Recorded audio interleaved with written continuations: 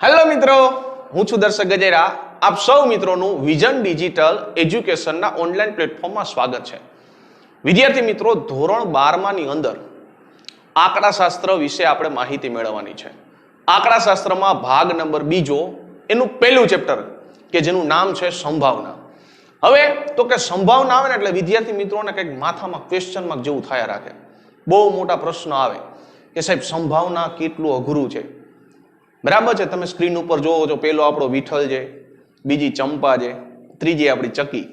આ ત્રણેયની પ્રશ્ન થયો સાહેબ સંભાવના છે ને થોડુંક અઘરું છે, મગજમાં ઉતરતું જ નથી. પણ આપણો વિડીયો જોયા પછી સંભાવના મગજમાં ઉતરી જશે. કેમ?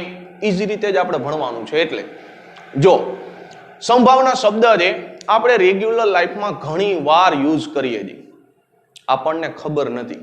બરાબર છે. જો તમને સ્ક્રીન ઉપર સરસ મજાનું ઉદાહરણ દેખાય છે, હવામાન ખાતાવાળા હોય તમને આગાહી આપતા હોય કે 2 કે 3 દિવસ સુધી ભારે વરસાદ પડવાની સંભાવના છે. ત્યાં જો શબ્દ આવ્યો સંભાવના. બરાબર છે. બીજું ઉદાહરણ તમને દેખાય છે, સરસ મજાની ઠંડી હોય અને આપણે તાપણું કરીને બેઠા હોય અને એમાં ટીવીમાં સમાચાર આવે કે ભાઈ 2 થી 3 દિવસ સુધી ભારે ઠંડી પડવાની સંભાવના છે. બરાબર છે. તો ન્યાય આપણે સંભાવના શબ્દનો ઉપયોગ કરીએ છીએ.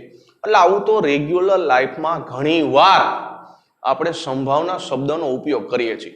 બરાબર. એને આપણે હવે ભણવાનું છે. હવે જો સંભાવના આપણે છે ને અલગ આપણે રીતે વિચારીએ છીએ ને એટલે આપણને અઘરું લાગે છે. અલગ એટલે કઈ રીતના? તો કે સંભાવના આખું ચેપ્ટર જે 2 પોર્શનમાં ડિવાઈડ થયેલું છે.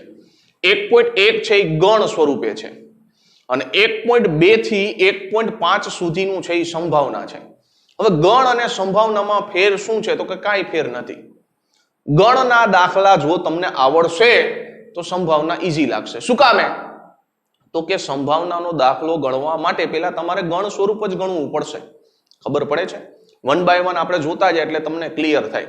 સંભાવનાનો દાખલો ગણવો હોય તો પહેલા તમને ગણ સ્વરૂપ આવડવું જોઈએ. બરાબર છે. 1 by 1 આપણે તો હજી ઘણું લાંબુ ખેંચવાનું છે. એટલે 1 by 1 આપણે જોતા જઈએ કે ભાઈ કેવા શું માગે છે. તો જો આપણે રોજબરોજના જીવનમાં અનેક ઘટનાઓ બને છે. કેટલી ઘટના આજુબાજુમાં તમે જોવો તો કેટલી ઘટનાઓ બનતી હોય છે. એમાં શું કહે છે? તો કે આ ઘટનાઓ પૈકીમાં કેટલીક ઘટનાઓ છે ચોક્કસ બને છે એવું આપણે નિશ્ચિતપણે જ કહી શકીએ. બરાબર છે. આજુબાજુમાં કેટલી ઘટના બનતી હોય પણ એમાં અમુક ઘટનાઓ એવી છે કે આપણે ચોક્કસપણે કહી જ શકીએ કે ભાઈ આ બનવાની જ છે. જો જેમ કે જન્મ લેનાર દરેક માનવનું મૃત્યુ પામશે. એટલે કે જે માણસ જન્મે છે એનું મૃત્યુ નિશ્ચિત છે, આ ચોક્કસ છે. કોઈ એવું નથી કે ભાઈ જે જન્મે છે એ અમર છે, એવું છે નહીં. સૂર્ય છે એ રોજ પૂર્વમાં ઉગે, પશ્ચિમમાં ઉગે એવું કોઈ દી સાંભળ્યું? ના, રોજ પૂર્વમાં ઉગે. તો આ શું છે? નિશ્ચિત છે. બીજું જો ઝાડ ઉપરથી છૂટું પડેલું ફળ જમીન ઉપર પડશે તો ભાઈ એ તો વસ્તુ ગમે એ હોય, ઉપરથી ફેંકો એટલે ક્યાં આવે? નીચે જ આવે. પછી મોરનું પીછું ફીકો તોય ભલે, તમે હજોતા જાઓ તોય ભલે, બધું ક્યાં આવશે? ઉપરથી નીચે. તો આ ચોક્કસ ઘટના છે. કોઈ એવું નથી કે ભાઈ હવામાં ઉપર લટકીને ઉપર તરફ જાય એવું છે? ના. તો ઝાડ ઉપરથી જે ફળ આવશે એ ક્યાં આવશે? નીચે જ આવશે. ત્રીજું છે, એક વ્યક્તિ રાષ્ટ્રીયકૃત બેંકમાં 1 લાખ રૂપિયા વાર્ષિક 7.5% વ્યાજના દરે મૂકે તો વર્ષના અંતે એને 750 રૂપિયા વ્યાજ છે એ મળવાનું છે. આ ફિક્સ છે. કોઈ દી એવું નથી કે ભાઈ વ્યાજમાં થોડો ઘટાડો થાય, વ્યાજમાં વધારો થાય, એવું ફિક્સ છે? ના. દર વર્ષે એને આટલું વ્યાજ તો એને મળવાનું છે. તો આ બધી કેવી ઘટનાઓ છે? તો કે આ બધી નિશ્ચિત ઘટનાઓ છે જે ચોક્કસ જ છે. પરંતુ શું કહે છે? કેટલીક ઘટનાઓ એવી છે કે જે બનશે કે નહીં એ અગાઉથી નિશ્ચિતપણે તમે નહીં કહી શકતા. ફોર એક્ઝામ્પલ હું તમને કહું કે ભાઈ ભારત અને ઇંગ્લેન્ડ વચ્ચેનો મેચ હાલતો હોય તો તમે એવું ન કહી શકો કે ભાઈ ભારત જીતશે અથવા ઇંગ્લેન્ડ જીતશે. એ તમે નિશ્ચિતપણે કહી શકતા નથી. કારણ કે ભાઈ આમાં ક્યારે કોના દાંડિયા ડૂલ થઈ જાય આપણને કેમ ખબર? સમજાય છે? ક્યારે કોના દાંડિયા ડૂલ થઈ જાય આપણને ખબર છે? નથી ખબર. કારણ કે એનું તમે અગાઉથી પૂર્વમાન કરી શકતા નથી. ફોર એક્ઝામ્પલ તમને એમ કહે છે કે ભાઈ કોઈ એક સમતોલ સિક્કો છે એને ઉછાળ્યો તો તેની ઉપરની બાજુએ છાપ મળે એવું ફિક્સ નથી. કારણ કે કોઈનું હોય સિક્કો હોય, સિક્કાને તમે ઉછાળો તો ઉપરની બાજુએ કાં તો છાપ મળે અને કાં તો શું મળે? કાંટો મળે. જો તમને ઉદાહરણ આપ્યું છે, 5 રૂપિયાનો સરસ મજાનો સિક્કો છે, વાપરવાનું મન થઈ જાય ને. હવે આ 5 રૂપિયાનો સિક્કો છે એને 5 રૂપિયાનો હોય, ભાઈ રૂપિયાનો હોય કે 10 રૂપિયાનો, એમાં કઈ ફેર નથી પડવાનો. કે મોંઘો રૂપિયાનો સિક્કો હોય તો એવું કઈ ફેર પડે? ના. બરાબર છે. તો રૂપિયાના સિક્કાને તમે ઉછાળો તો એવું ફિક્સ નથી કે છાપ આવે જ, ક્યારેક કાંટોય આવે. ખબર પડે છે? બરાબર. સિક્કાને તમે ઉછાળો તો એવું ફિક્સ નથી કે ભાઈ છાપ જ મળે, કાંટોય મળે. એટલે કે આનું તમે પહેલેથી અનુમાન કરી શકો નહીં. સમજાણું? એટલે આ કેવી છે? અનિશ્ચિત ઘટના છે, નિશ્ચિત નથી. બીજું ઉદાહરણ તમને કીધું છે કે ભાઈ 6 બાજુ વાળો સમતોલનો પાસો છે, એને તમે ઉછાળો તો અંક કેટલા મળે? 3 મળે. તો એવું ફિક્સ નથી. સમતોલ પાસો આપણે બધાએ જોયેલો જ છે. ક્યારે? લોકડાઉનમાં આપણે સાપ સીડીનો ઈ જ ધંધો કર્યો છે. બરાબર છે. સાપ સીડી ને લૂડો, આ 2 ગેમ બહુ આપણે રમ્યા છે. અરે ઘરે નહોતી ને તો મોબાઈલમાં ડાઉનલોડ કરી રમતા હતા.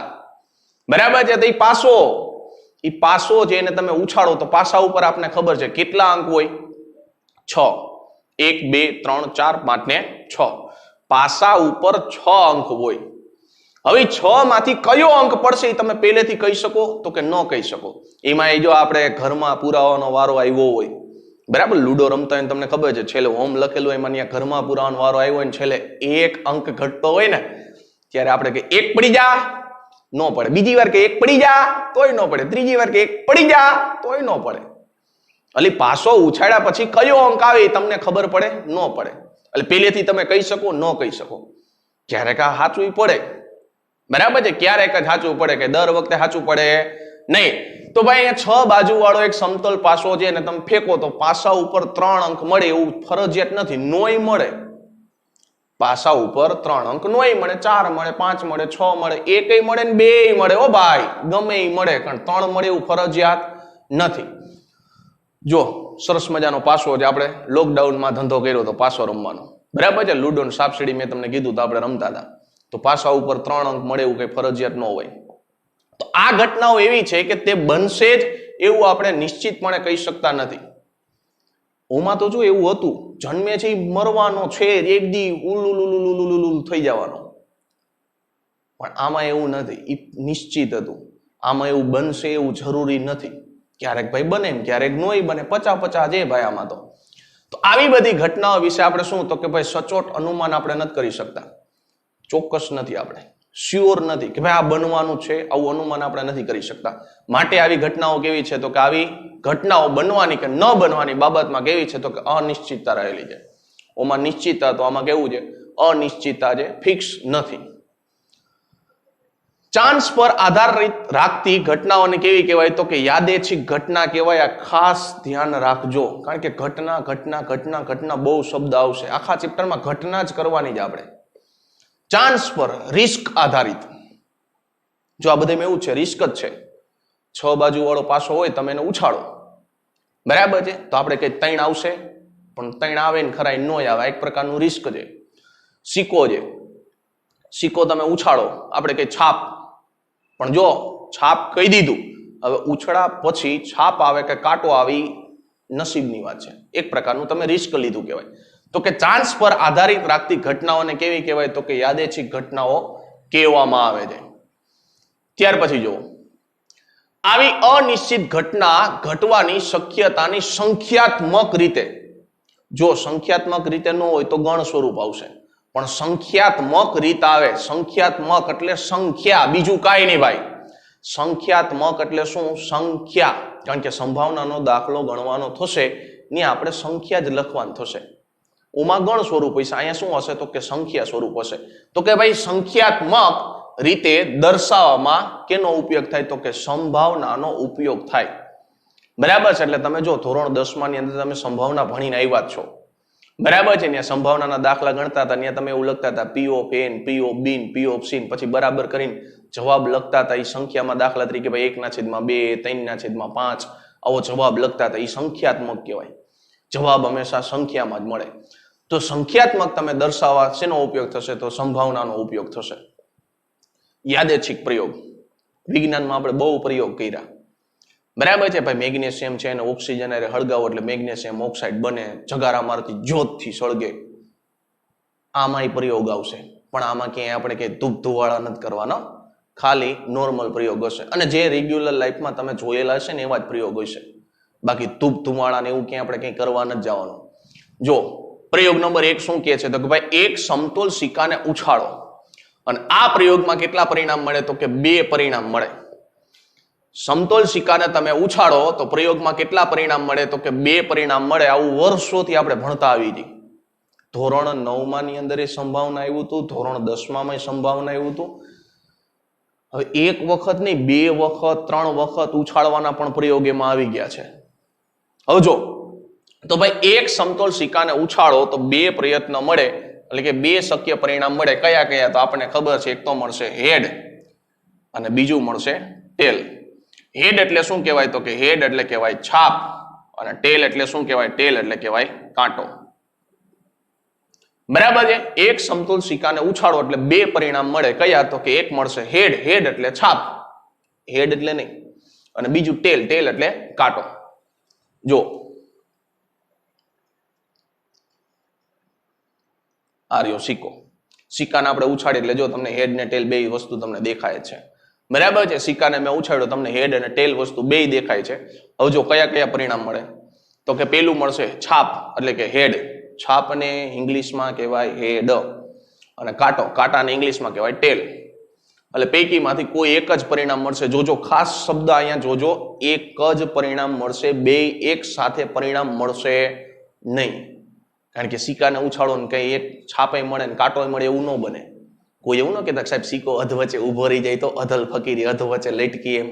ના, એવું આપણે આમાં કઈ ધારવાનું નથી હો, કે ભાઈ સિક્કાને ઉછાળો ને એમ સીધો ઉભો રહી જાય અધલ ફકીરી અધવચ્ચે લટકી એમ. એવું નથી કરવાનું. સિક્કામાં કા છાપ મળશે ને કા કોણ મળશે? કાંટો. એવું આપણે માની લેવાનું છે. આમ સિક્કો ઉછાળવાના પ્રયોગમાં શક્ય કેટલા પરિણામ છે તો કે 2. પેલું છે હેડ અને બીજું છે ટેલ. એમ કેટલા પરિણામ મળશે તો કે એમ મને 2 જ પરિણામ મળશે. પરંતુ આ 2 પરિણામ પૈકી કયું પરિણામ મળશે તે નિશ્ચિતપણે પ્રયોગમાં પૂર્વ કરી શકાતું નથી. એટલે કે પહેલેથી તમે નક્કી નથી કરી શકતા. હા, એમને ગેસ કરી શકો કે ભાઈ આ મળશે કદાચ, આ મળશે કદાચ, પણ ફાઇનલ કેતા જો ભૂરા હેડ એટલે હેડ જ આવશે, ખોટી વાત છે. ટેલ આવે. ખબર પડે છે? જો પ્રયોગ નંબર 2 શું કહે છે તો કે ભાઈ પ્રયોગ નંબર 2 માં મને એવું કીધું છે કે ભાઈ 1 2 3 4 5 6 એમ 1 થી કેટલા સુધીના તો કે એમ 1 થી 6 બાજુ વાળા એક સમતોલ પાસાને ઉછાળો. હમણાં આપણે વાત કરી હતી સાપ સીડી રમતા હતા એની વાત છે.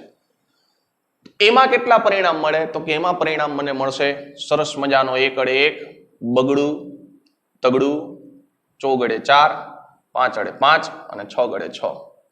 આના સિવાયને એકય પરિણામ મળે? ન મળે.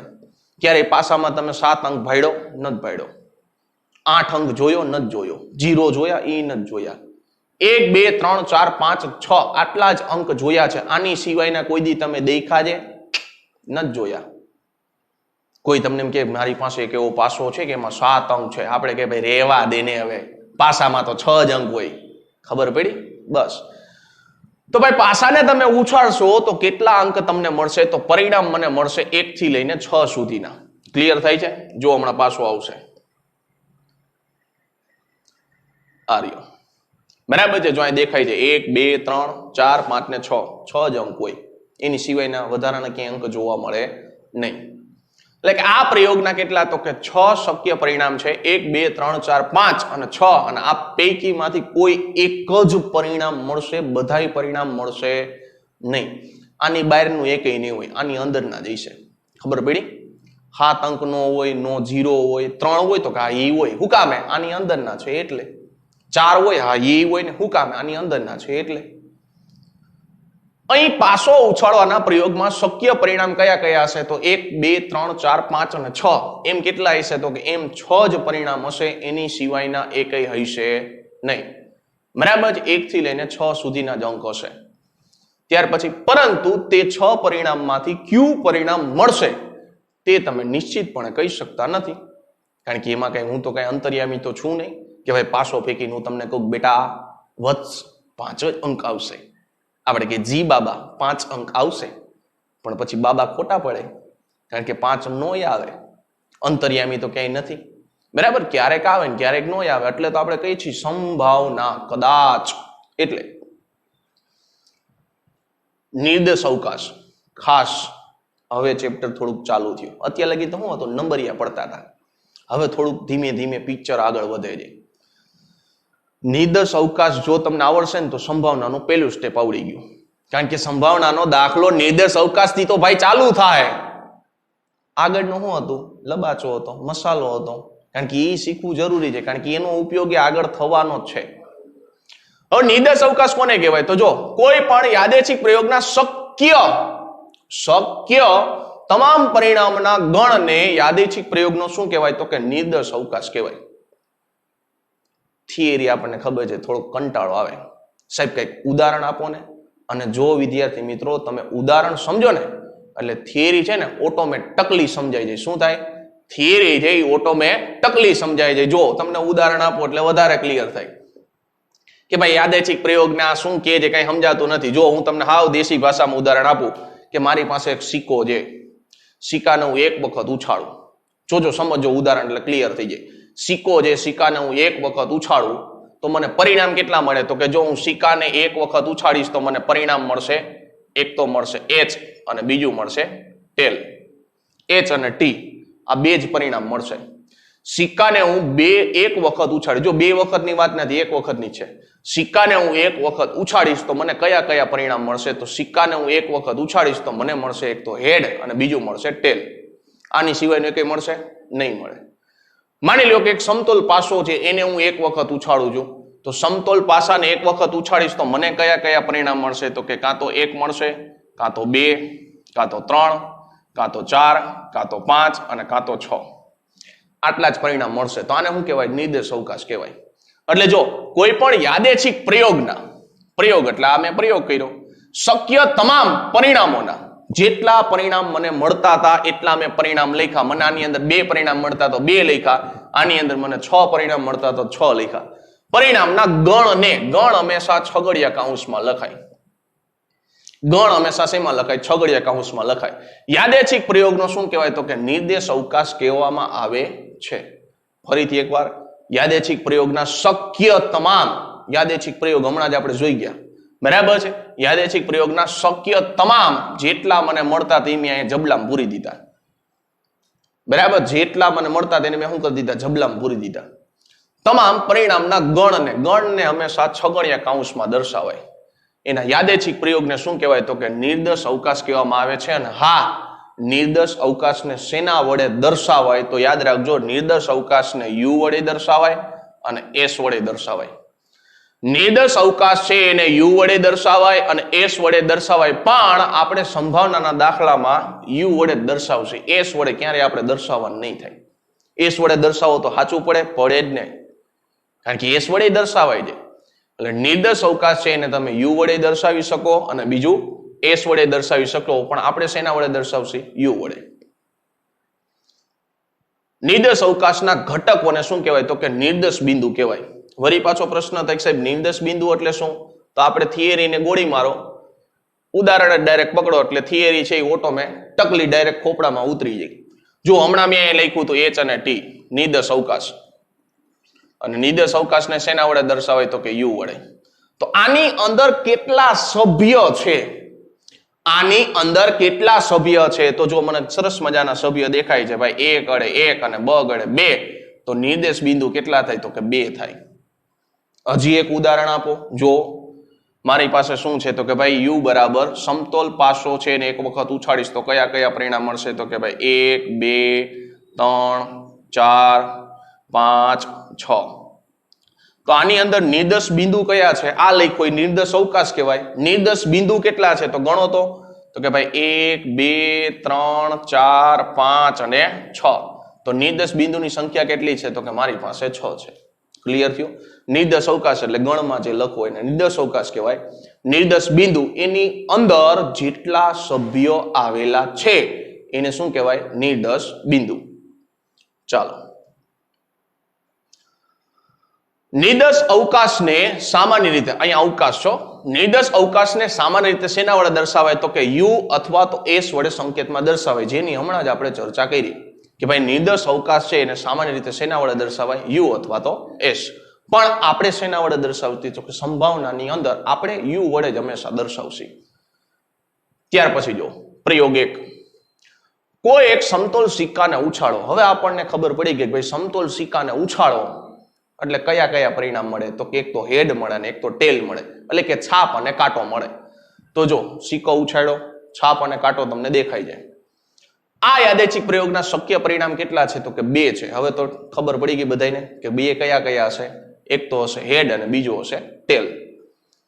યુ બરાબર, તો હવે જો નિર્દેશ અવકાશ લખી છે, જોજો નિર્દેશ અવકાશ, કારણ કે યુ બરાબર આપણને ખબર છે, યુ આવે એટલે સમજી જવાનું નિર્દેશ અવકાશ. તો યુ બરાબર શું થશે, કાં તો એચ અને ટી થશે, અથવા ઘણા પ્રશ્ન થાય સાહેબ એચ ને જ પહેલા લખો, કારણ કે એબીસીડી માં પહેલા એચ આવે છે, તો એચ ને જ પહેલા લખાય, તો કે ના ભાઈ ના, ટી ને પહેલા લખી શકો. એવું ફરજિયાત નથી કે એચ ને જ લખવો હો, ગમે એમ તમે લખી શકો, આગળ પાછળ કરવાની છૂટ છે. એચ અથવા ટી લખો, અથવા તો ટી અને એચ લખો, ગમે એમ લખી શકો, એમાં કઈ વાંધો છે નથી. નિર્દેશ બિંદુની સંખ્યા કેટલી છે, તો કે જો તો જબલામાં કેટલા પુરાણા છે, કેટલા સભ્ય જબલામાં છે, 2 જ સભ્ય છે, તો નિર્દેશ બિંદુની સંખ્યા કેટલી થશે, બ ગડે 2. ત્યાર પછી જો પ્રયોગ નંબર 2, જે હમણાં આપણે ચર્ચા કરી કે ભાઈ 1 2 3 4 5 6 છે. હવે સમતોલ પાસાની અંદર આપણે ખબર છે કેટલી બાજુ હોય, તો કે 6 હોય. હવે એને તમે ઉછાળો એટલે અંક કેટલા મળે, 1 મળે, 2 મળે, 3 મળે, 4 મળે, 5 મળે, 6 મળે, ગમે એ અંક મળે ભાઈ. તો 1 થી લઈને 6 સુધીના અંક મળશે. બરાબર છે. જો પાછો જબરો તમને દેખાય છે, 1 2 3 4 5 ને 6, ગમે એ અંક તમને મળે. હવે તો કે જો આ યાદચ્છિક પ્રયોગના પરિણામ કેટલા કેટલા હશે, તો કે હવે આપણને ખબર પડી ગઈ કયા કયા પરિણામ હશે, 1 2 3 4 5 ને 6. તો જો યુ બરાબર, કારણ કે નિર્દેશ અવકાશ છે, નિર્દેશ અવકાશને યુ વડે દર્શાવાય, તો યુ બરાબર કેટલા થશે, 1 2 3 4 5 6. નિર્દેશ બિંદુની સંખ્યા કેટલી થશે, તો કે જો તો જબલામાં કેટલા સભ્યો છે, 6 છે, તો નિર્દેશ બિંદુની સંખ્યા કેટલી થશે, 6. ચાલો, નિર્દેશ અવકાશ અને નિર્દેશ બિંદુમાં કોઈને કઈ પ્રશ્ન છે, હોવો જ ન જોઈએ. નિર્દેશ અવકાશમાં શું કરવાનું, જેટલા પરિણામ મળે છે એ બધા પરિણામને તમારે શું કરી નાખવાના, ગણમાં પૂરી દેવાના. જેટલા પરિણામ મળે છે એ પરિણામને તમારે શું કરવાનું, ગણમાં પૂરી દેવાના. અને જબલાની અંદર એટલે કે ગણની અંદર જેટલા સભ્ય છે એ સભ્યને તમે ગણી લો, એટલે એને શું કહેવાય, નિર્દેશ બિંદુ. ત્યાર પછી જો શાંત નિર્દેશ અવકાશ, શબ્દ ઉપરથી જ ખબર પડે. જો નિર્દેશ અવકાશ આપણે સમજી ગયા, આગળ શબ્દ છે શાંત. હાવ નિરાયત, શાંત. શાંત એટલે શું ભાઈ, ગણી હકતા હોવા જોઈએ. શાંત એટલે શું ભાઈ, મગજનો હાવ શાંતિથી બેઠેલો છે એવો નહીં હો, અમુક ગુરાયો થતો હોય, હું જે પણ હવે ઈ નહીં, હાવ શાંતિથી બેઠા હોય ઈ નહીં. અહીંયા સ્ટેટની ભાષામાં એટલે કે આંકડા શાસ્ત્રની ભાષામાં શાંત એટલે તમે ગણી શકતા હોવા જોઈએ. જો યાદચ્છિક પ્રયોગના નિર્દેશ અવકાશમાં કુલ શક્ય પરિણામોની સંખ્યા પરિમિત હોય. જોજો લાલ કલરથી તમને દેખાડેલું છે પરિમિત. પરિમિત એટલે નિશ્ચિત, ચોક્કસ. પરિમિત એટલે નિશ્ચિત, ચોક્કસ હોય તેવા નિર્દેશ અવકાશને કેવો કહેવાય, તો કે શાંત નિર્દેશ અવકાશ કહેવાય. એટલે કે અત્યાર સુધી આપણે જે હમણાં રામાયણ કરતા હતા ને કે ભાઈ સમતોલ સિક્કાને, સમતોલ પાસાને એક વખત ઉછાળો તો 6 પરિણામ મળે, પછી તો કે ભાઈ સિક્કો જેને તમે એક વખત ઉછાળો તો 2 પરિણામ મળે. જો આ બધાને તમે ગણી શકો છો તો એને કહેવાય શાંત નિર્દેશ અવકાશ. ખબર પડે છે? એને શું કહેવાય, શાંત નિર્દેશ અવકાશ. એની અંદર તમે સભ્ય છે એને તમે ગણી શકો છો. એટલે ટૂંકમાં તમે જો સભ્યને ગણી શકતા હોય તો આવા અવકાશને કેવો કહેવાય, શાંત નિર્દેશ અવકાશ. એટલે કે એની અંદર જે સભ્ય સંખ્યા હશે એ પરિમિત હશે, નિશ્ચિત હશે, ચોક્કસ હશે. એનો મોટો ભાઈ આવે છે અનંત નિર્દેશ અવકાશ. આની અંદર શું હોય છે, પરિમિત નહીં હોય, એનો મોટો ભાઈ છે. જો યાદચ્છિક પ્રયોગના નિર્દેશ અવકાશમાં કુલ શક્ય પરિણામોની સંખ્યા કેવી હશે, તો કે અપરિમિત હશે. ઓમાં પરિમિત એટલે ચોક્કસ હતી, નિશ્ચિત હતી. આમાં કેવું હશે, તો અનિશ્ચિત હશે. તો આવા નિર્દેશ અવકાશને કેવો કહેવાય, તો કે આવા નિર્દેશ અવકાશને કહેવાય અનંત નિર્દેશ અવકાશ. ઉદાહરણ છે હોય જ ને, દાખલા તરીકે બેકી સંખ્યાનો ગણ. મારી પાસે શું છે, તો કે ભાઈ બેકી સંખ્યાનો ગણ. જો બેકી સંખ્યા કઈ કઈ છે, તો આપને ખબર છે કે ભાઈ 2 થી ચાલુ થાય, 2 4 6 8 10 12.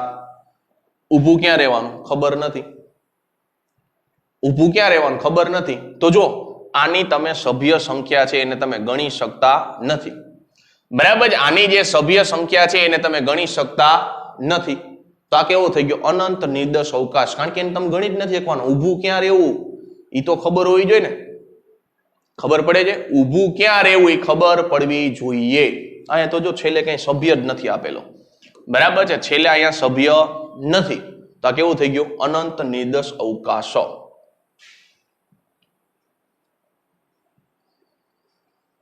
ઉદાહરણ 1. હવે જે થિયરી ભણ્યા છે થિયરી રિલેટેડ ઉદાહરણ છે એની ચર્ચા કરીએ. ઉદાહરણ 1 માં શું કીધું છે તો કે ભાઈ બે સમતોલ સિક્કાને એક સાથે ઉછાળવામાં આવે તો યાદચ્છિક પ્રયોગનો નિર્દેશ અવકાશ લખો. બે સમતોલ સિક્કાને એક વખત ઉછાળવામાં આવે તો પ્રયોગ કયા કયા મળે? તો જો કેટલા મળશે? 4.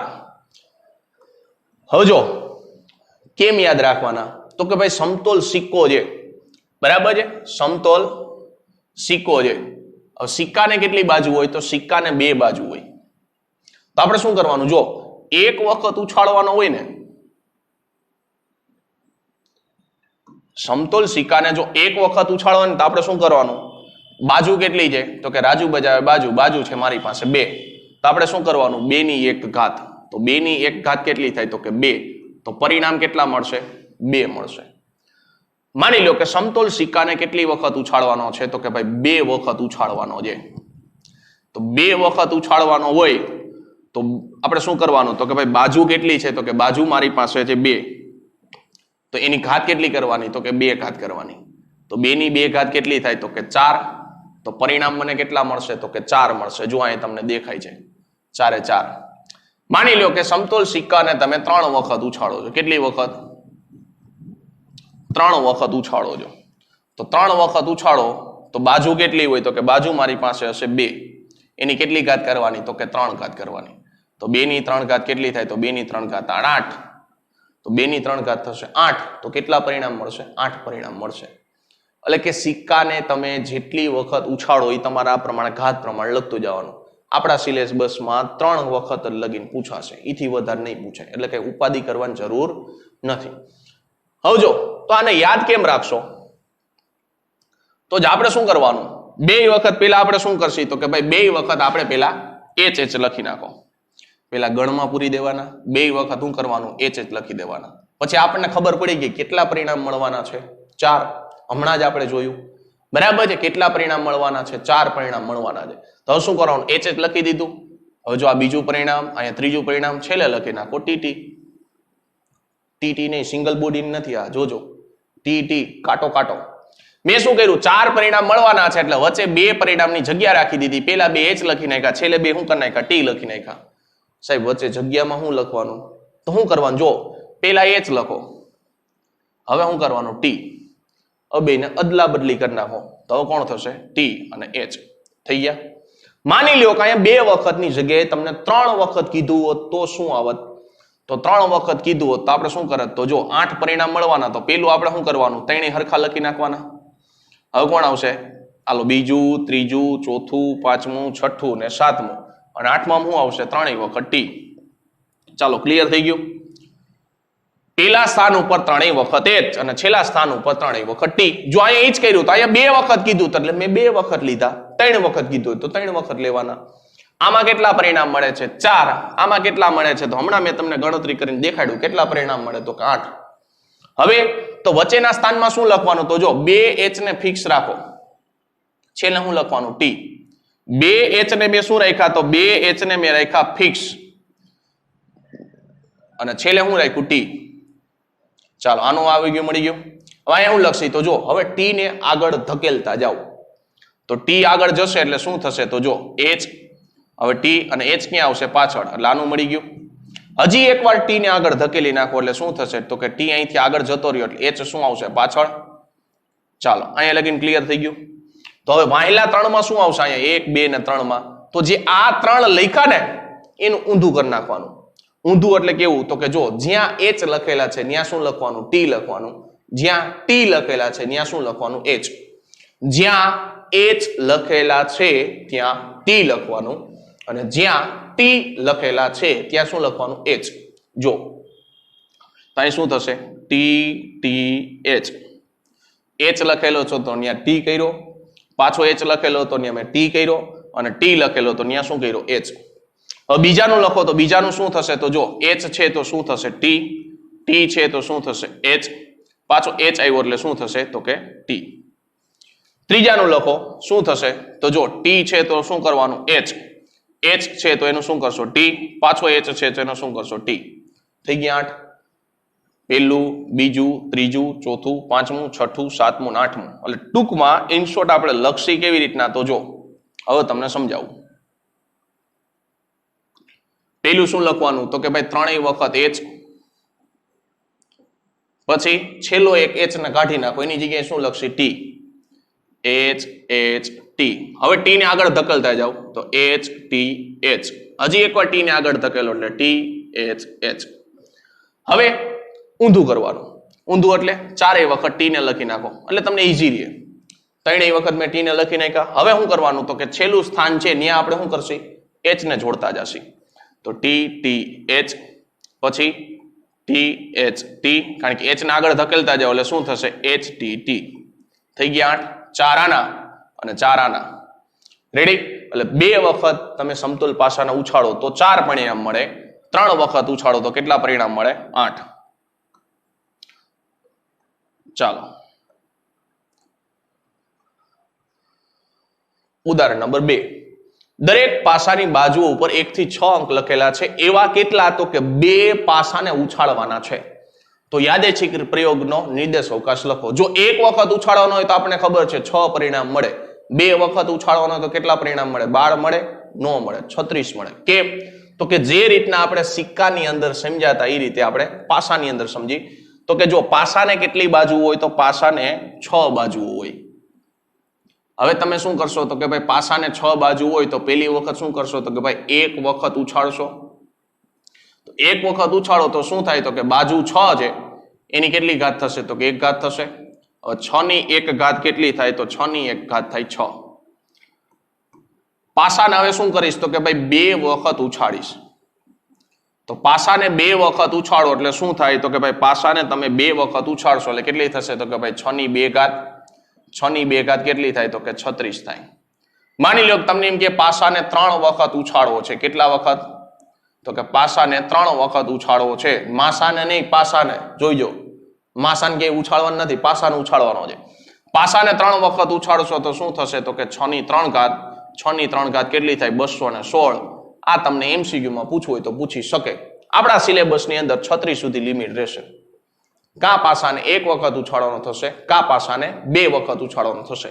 2 વખત ઉછાળવાનો કે તો 36 જવાબ આવે, 1 વખત ઉછાળવાનો કે તો કેટલો જવાબ આવે 6. 3 વખત તમને MCQ માં પૂછવું હોય તો પૂછી શકે, કારણ કે 216 લખવાનો તમને કે મને બે કોઈની પાસે ટાઈમ નથી, એટલે 216 નું કે તમને પૂછશે નહીં. તો જો 36 પરિણામ મળે તો 36 પરિણામ કયા કયા હશે તો કે u બરાબર 1 1 1 2 1 3. એટલે આમાં શું કરવાનું પહેલા પોઝિશન ઉપર એટલે કે પહેલા સ્થાન ઉપર, જો પહેલા સ્થાન ઉપર પહેલા શું કરવાનું એકડાને ફિક્સ રાખવાનો. જો પહેલા સ્થાન ઉપર જો આ બધે શું હશે એકડો ફિક્સ હશે. પછી બીજામાં જોવો તો બગડો ફિક્સ હશે, ત્રીજામાં જોવો તો તગડો ફિક્સ હશે, ચોથામાં 4, પાંચમામાં કોણ હશે તો કે 5 અને છઠ્ઠામાં 6. પહેલામાં 1 હશે, બીજામાં 2, ત્રીજામાં 3, ચોથામાં 4, પાંચમામાં 5 અને છઠ્ઠામાં 6. પાછળના સ્થાન ઉપર શું કરવાનું, પાછળના સ્થાનમાં 1 2 3 4 5 6. બીજા સ્થાનમાં શું કરવાનું બીજી પોઝિશન ઉપર એમાં એમ 1 2 3 4 5 6. નો સમજાણું? જો બીજા સ્થાન ઉપર જોતા જાવ, જો 1 2 3 4 5 ને 6. પાછું જો 1 2 3 4 5 6, 1 2 3 4 5 6, 1 2 3 4 5 6, 1 2 3 4 5 6, 1 2 3 4 5 6. ઘણા એમ થશે 6 જ હું કામ લખ્યા? એલા ભાઈ પાસામાં 6 જ અંક હોય તો 6 જ લખવાના હોય ને, હાથ થોડાક લખવાના હોય. ખબર પડી? પાસામાં 6 જ અંક છે તો 6 જ લખવાના. એટલે આમાં શું કરવાનું તો 36 લખવામાં તમારે એટલું ધ્યાન રાખવાનું, પેલા એકડો 6 વાર લખી નાખવાનો, પછી બગડો તગડો 4 5 6, પછી બીજા સ્થાન ઉપર શું લખવાનું? 1 2 3 4 5 6 1 2 3 4 5 6 સમજાણું? આ રીતે ગણશો એટલે 36 પરિણામ થશે. કેમ ગણો? તો કે જો આખું 1 2 3 4 5 ને 6 આ 6 આવ્યા તો બીજી લાઈનમાં 6 જશે, ત્રીજીમાં 6, ચોથામાં 6, પાંચમામાં 6, 6 ના 6 કેટલા થશે? 36. એટલે કેટલા પરિણામ મળશે? 36. મેં તમને હમણાં જ સમજાવ્યું કે ભાઈ 6 ની કેટલી ઘાત કરવાની? 6 ની 2 ઘાત. આ બગડો ક્યાંથી આવ્યો? તો કે મને રકમમાં કીધું છે કેટલી વખત ઉછાળવાનો છે? તો કે 2 વખત. 2 વખત સમતલ પાસાને ઉછાળવાનો છે તો 6 ની 2 ઘાત કેટલી થાય? તો કે 6 ની 2 ઘાત થાય 36. ક્લિયર થયું? એક વખત ઉછાળવાનો કે તો શું કરવાનું? 6 ની 1 ઘાત, 6 ની 1 ઘાત એટલે કેટલા થાય? તો 6 ની 1 ઘાત થશે 6. ત્યાર પછી જો ત્રીજું ઉદાહરણ. ઉદાહરણ 3 માં શું કીધું? તો કે ભાઈ એક ફેક્ટરીમાં ઉત્પાદિત થયેલા 1000 એકમોની ગુણવત્તા ચકાસી તેમના ખામીયુક્ત એકમો શોધવાનો યાદચ્છિક પ્રયોગનો નિર્દેશ અવકાશ લખો. કેટલા છે? તો કે 1000. હવે અહીંયા વિદ્યાર્થી ભૂલ શું કરે ખબર છે? ચાલુ અહીંથી કરે. નિર્દેશ અવકાશ લખવાનું કીધું ને એટલે યુ બરાબર શું લખે ખબર છે?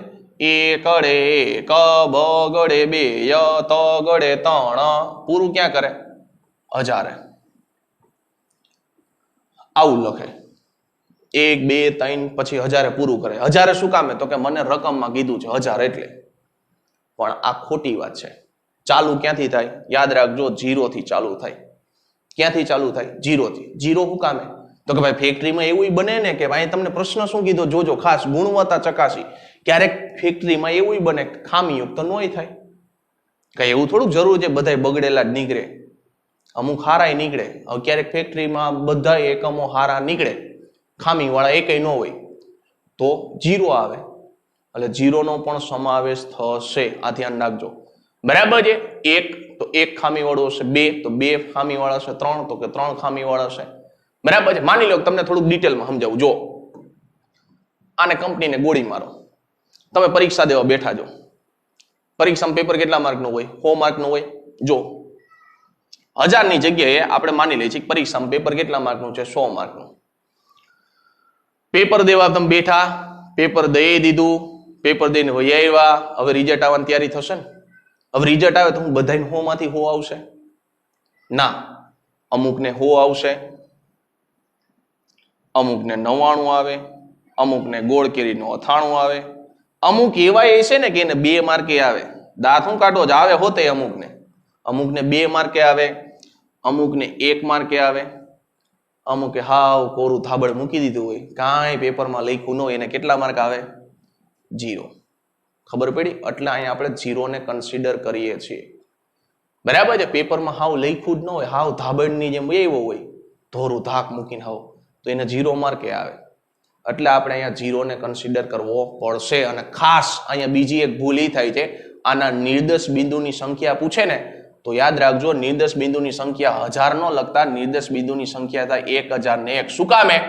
આ 0 નો સમાવેશ કરવાનો છે. એટલે આના નિર્દેશ બિંદુની સંખ્યા પૂછે તો કેટલી થશે? તો કે 101. તમે 10મા ધોરણમાં આવો પ્રશ્ન તમે ભણ્યા હશો કે ભાઈ 100 ગુણના પ્રશ્ન પત્રમાં 75 માર્ક આવે એની સંભાવના કેટલી થાય? તો આપણે આવું જ લખતા 75/100 અથવા 1/100. પછી સાહેબ આપણને સમજાવે ને પછી આપણે આવું લખતા કે 1/101. યાદ આવ્યું? આવું આપણે ધોરણ 10માં લખતા હતા. તો આનો નિર્દેશ અવકાશ કેટલો થશે? તો આનો નિર્દેશ અવકાશ થશે u બરાબર 0 1 2 થી લઈને ક્યાં સુધી? તો કે 1000 સુધી. 0 શું કામ આવ્યો એ મેં તમને સમજાવ્યું. ત્યાર પછી જો ઉદાહરણ નંબર 4 શું કહે છે? તો કે ભાઈ પ્રથમ 4 પ્રાકૃતિક સંખ્યાઓમાંથી એક સાથે 3 સંખ્યાઓ યાદચ્છિક રીતે પસંદ કરવાના યાદચ્છિક પ્રયોગનો નિર્દેશ અવકાશ લખો. કેટલી સંખ્યા કીધી છે? તો કે 4 પ્રાકૃતિક સંખ્યા કીધી છે. એમાંથી કેટલી સંખ્યા તમારે પસંદ કરવાની છે? તો કે 3. 4 પ્રાકૃતિક સંખ્યામાંથી કેટલી પસંદ કરવાની છે? તો કે 3 પસંદ કરવાની છે. તો જો 4 પ્રાકૃતિક સંખ્યા છે, પસંદ એટલે ચોઈસ થાય, ચોઈસ એટલે સી. કેટલી પસંદ કરવાની? તો કે 3. અને 4C3 ધોરણ 11માં આપણે ચેપ્ટર નંબર 6 જોઈ ગયા છે આંકડાશાસ્ત્રમાં. 4C3 એટલે કેટલા થાય? તો કે 4 થાય. તો આનો નિર્દેશ અવકાશની અંદર સભ્ય કેટલા હશે? તો કે 4 હશે. અને નિર્દેશ બિંદુની સંખ્યા પૂછે તો કેટલી થશે? 4 × 4.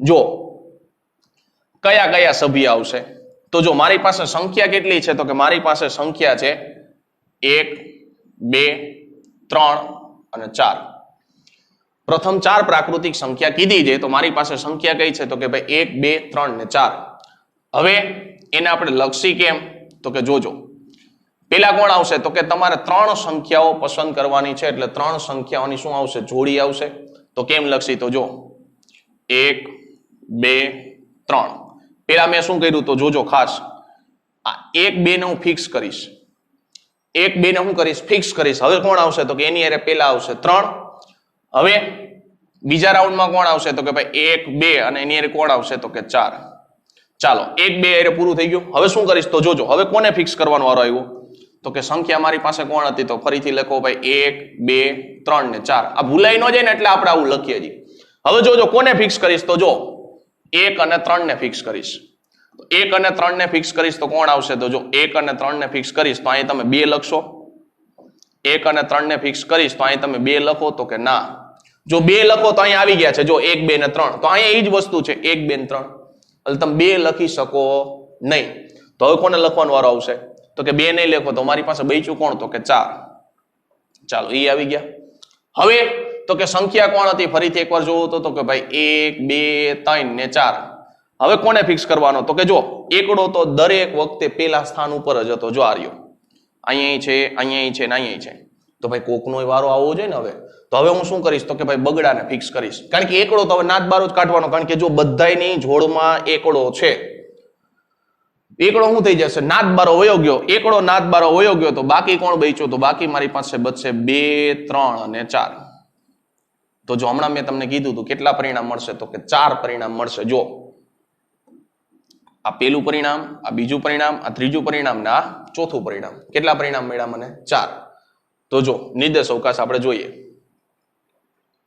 u બરાબર 1 2 3 1 2 4 1 3 4 અને 2 3 4 પેલા 3 માં જો પેલા 4 ની અંદર જોશો તો એકડો પેલા સ્થાન ઉપર જ છે છેલ્લામાં એકડો નાત બારો વયો ગયો અને આના નિર્દેશ બિંદુ પૂછે તો કેટલા થશે 4 થશે કારણ કે જેલની અંદર કેટલા સભ્ય છે 1 2 3 ને 4 ત્યાર પછી જો ઉદાહરણ નંબર 5 પ્રાકૃતિક સંખ્યાઓ પૈકી કોઈ પણ એક સંખ્યા પસંદ કરવાની છે અને આનો આપણે યાદેચ્છિક પ્રયોગ અને યાદેચ્છિક નિર્દેશ અવકાશ આપણે લખવાનો છે પ્રાકૃતિક સંખ્યા ક્યાંથી તો કે ભાઈ 1 થી 1 થી તમે પ્રાકૃતિક સંખ્યા લખો તો કેટલી થાય અનંત સુધી હાલી જાય કારણ કે એની લિમિટ તમને કઈ આપી નથી જો આગળના દાખલામાં 1000 લિમિટ હતી અહીંયા તમને ક્યાંય લિમિટ આપેલી છે તો કે ના 1 થી ચાલુ કરવાનું મજા આવે ત્યાં સુધી લખ્યા રાખવાનું પછી એમ થાય કે હવે થાકી ગયા તો નથી લખવાની કારણ કે લિમિટ તો છે નહીં તો આનો નિર્દેશ અવકાશ કેટલો થશે તો કે જો u બરાબર 1 2 3 4 ઊભું ક્યાં રહેવાનું ખબર છે તો કે ના ઊભું ક્યાં રહેવાનું એ ખબર